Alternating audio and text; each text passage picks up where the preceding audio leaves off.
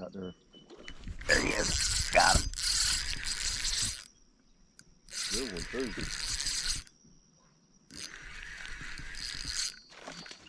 Oh yeah. What's up, everybody? Brian Peacock here from Epic Outdoor Adventures. Got another video for you.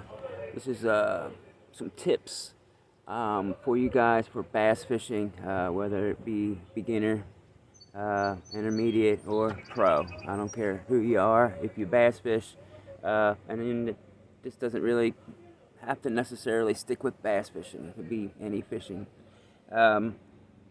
Is one of the best tools that you can have in fishing is confidence. Okay, that's something that you can't go to the store and buy. You can't order that on Amazon. You know, it's something that you have to build yourself by putting in the time and work on learning different lures and different techniques, so you can catch more fish effectively and understand the right time and places, and or be able to be versatile enough to make things work when others probably wouldn't be able to do it. So my experience with fishing started a long time ago. I lived across the street from a quarry, and I was fortunate enough that my grandfather and my father both would take me fishing almost every day, just because that's what I wanted to do. I was always intrigued by the water, so I would go fishing every day. And early on as a kid, I was a night crawler and bobber guy. You know, I caught whatever would eat the night crawler, and it was fun, great. It got me into it. But later I started into the bass fishing, and the Bass Masters started popping up and getting big back then. And I would get the magazines, and I would watch the shows, and I would learn all kinds of stuff about all these new lures coming out. And you know, I was fascinated with it, and I got, you know, addicted to it. I loved fishing, so it was a perfect fit. I went through years and years of trying new things and techniques and stuff like that, but in the basics, in the beginning, I grew up across the street from a lake, and I would go to that lake every day. And sometimes, you know, I wasn't blessed to have a ton of money in the family. You know, we weren't struggling that bad, but you know, I didn't have the money to just go out and stock up on all these new lures and techniques. So back then we had a Kmart. It wasn't Walmart. It was a Kmart back then, and we'd go to Kmart, and they'd have one aisle of stuff, and that's what I had to choose from. And they didn't have the internet back then, and so that's what I got. So you know, it was usually just a few different lures they would have, and then some packs of plastic worms and stuff like that. So I started out with just a pack of hooks, worm hooks, and just a pack of worms, and that's all I would have to go fishing. So I went, and I probably fished, oh gosh, maybe 5-10 years with just a pack of worms and a hook. So I really developed a tuned process on fishing rubber worms. I was able to fish a rubber worm all the time. It didn't matter what part of the year it was, what time of the day it was. I adapted myself to be able to catch fish on a rubber worm all throughout the whole entire year. So it was a huge learning experience for me, and I took it in that step further by each lure I got, I would dedicate time to only taking that lure with me fishing. So I would take, you know, if I got a popper, for instance, I just took the popper, and that's all I would take with me. I wouldn't take worms, I wouldn't take other hooks, I would just take the popper. And I was forced to fish that, and that was the only thing I had. So I would learn how to fish the popper and make it effective. Learn what I could do, what I couldn't do, what would draw strikes, you know, and it would teach me when the best time to use that was. Even though I didn't have something to use when it wasn't the best time, sometimes I could force fish to eat it when it wasn't the optimal time either, just because it was all I had and I was forced to fish it. So doing that, I built confidence in certain baits. So I just wanted to give you guys my top 3 confident baits. Now, they're not going to be your top confident baits because you have to go out and experience those baits for yourself. But to me, there is no magic lures, there is no magic bait, there is nothing that's ever going to work all the time and you can just tie it on and all of a sudden fish are just going to jump on your hook. It doesn't exist. All right, it would be called catching and not fishing if that was the case.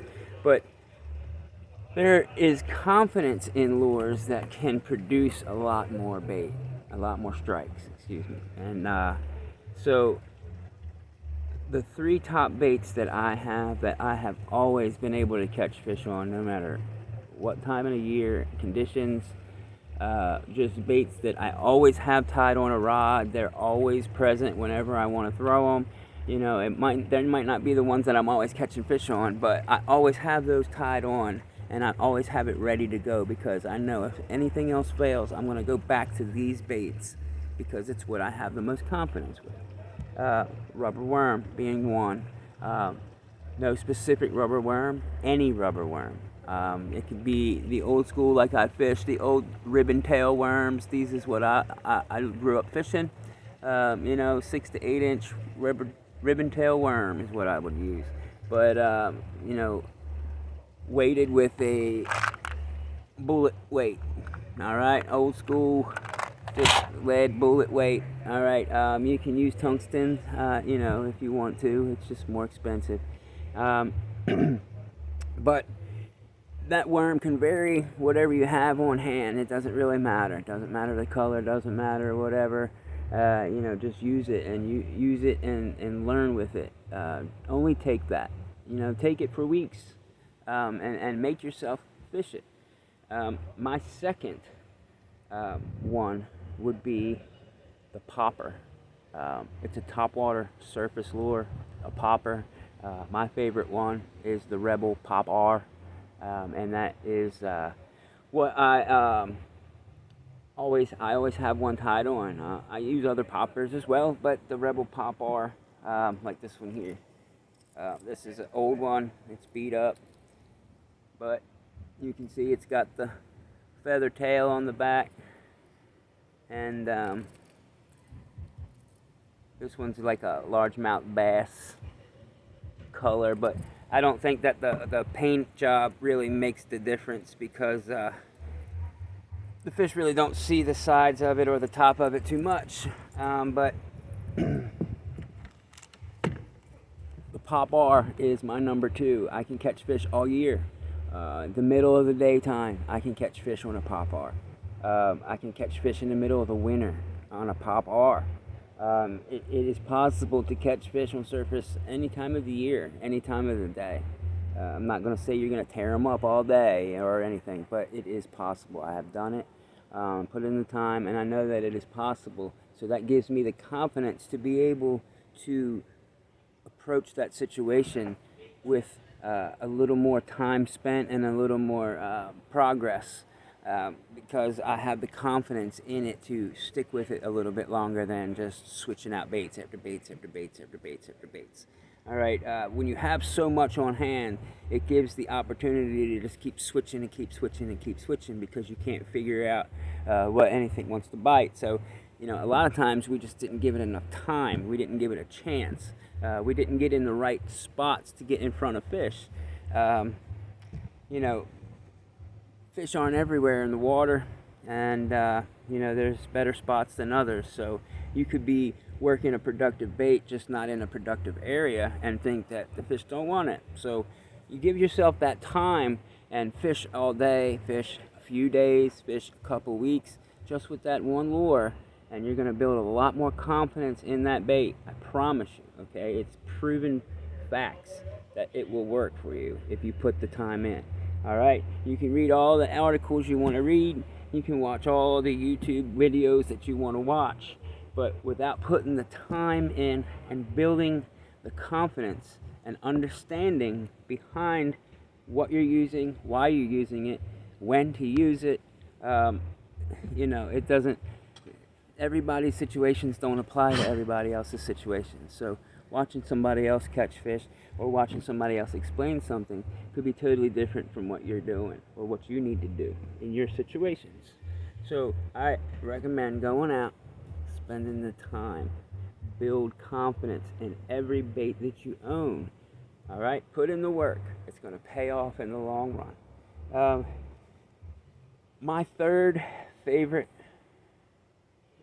bait to throw, and it would be a tie.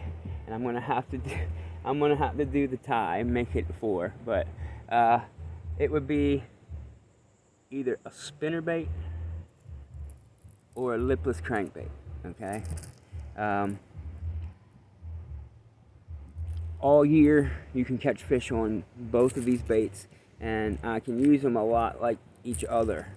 Actually, they fish a lot the same, but this bait I can just cover a lot of water with this. I can cover a lot of depth ranges with this. I can do it fast, I can do it slow. It's a very versatile bait. All right, I can fish this all year. Dead middle of winter, I can catch fish on this bait. All right, dead middle of the daytime in the summer, I can catch fish on this bait. All right, so it's just, I've caught tons and tons of fish on it. All right, and you know, lipless crankbait, spinnerbait, all year, man, all year long. Don't put that thing away after spring. You know, after that pre-spawn, spawn time when everybody's throwing spinnerbait. Excuse me. The keep one tied on a rod, man. I'm telling you, spinnerbait is a deadly bait to use all year long.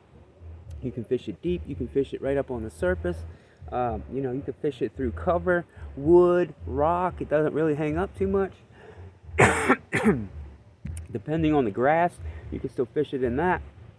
You know, it's a very versatile bait, and it draws fish and a lot of big fish as well. So that's spinnerbait. So those would be the 3 or, you know, 4, I'm going to say. Rubber worm, just Texas rigged, weighted or unweighted, you know, and the fluke, an unweighted fluke, always on one of my rods, man. All right, that'll go in the rubber worms, but the fluke, definitely. Then the popper, you know, the old popper, which I'm going to include a video at the end of this here, just for, you know, shits and giggles for you guys to watch, that I got one on this exact popper yesterday morning with a good friend of mine. Okay, so that'll be coming right after this little speech that I'm doing here. All right, and the spinnerbait and the lipless crankbaits. All right, guys, so build confidence in your baits. Don't just take these 3 that I did. These are just the ones that I had when I was growing up, that and I still fish to today. They're always tied on my rods, you know, along with other things. And I have a lot of baits that I'm confident in as well. But these 4 are proven my all-time best productive baits, bar none, all the way across the board. All right, appreciate you guys watching. Enjoyed a little clip of yesterday, and I'll see you guys next time. Have fun out there. Hope you learn something every day you're on the water, man. See you next time. Right there where this creek channel comes out and hits the lake, yeah, it probably drops another 40 feet right out there. It's deep, you know. Actually it's a really good walleye spot. Staging up, like when they're coming up into here from out of the deep water. I think it's a little deep for the bass as far as the bottom fishing out in there, but I mean, I don't know. I know smallies can go pretty damn deep. Yeah. 60, 70 feet, some of them I know. They're fishing the Bassmaster Elite right now on St. Lawrence River.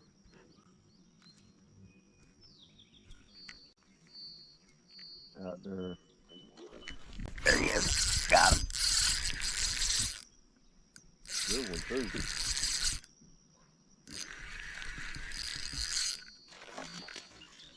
Oh, yeah. Yo, pop on, baby! Over there where you said he rolled. Yep. Yeah, there's one road over there.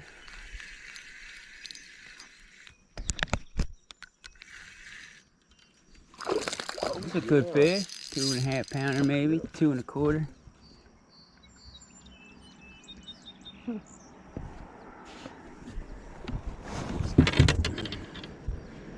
Come here, baby. Oh, you're barely hooked too, ain't you?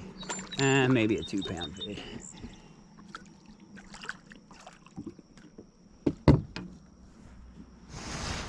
Oh, I know you're gonna jump.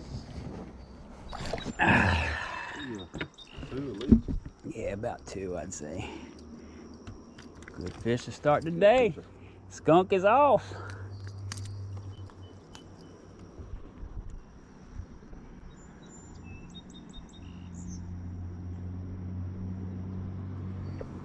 Sweet. Pretty fish too. Yeah, it is. Good clear water fish are always pretty like that. See you, buddy. Thank you. Thank you, buddy. Thank you, buddy.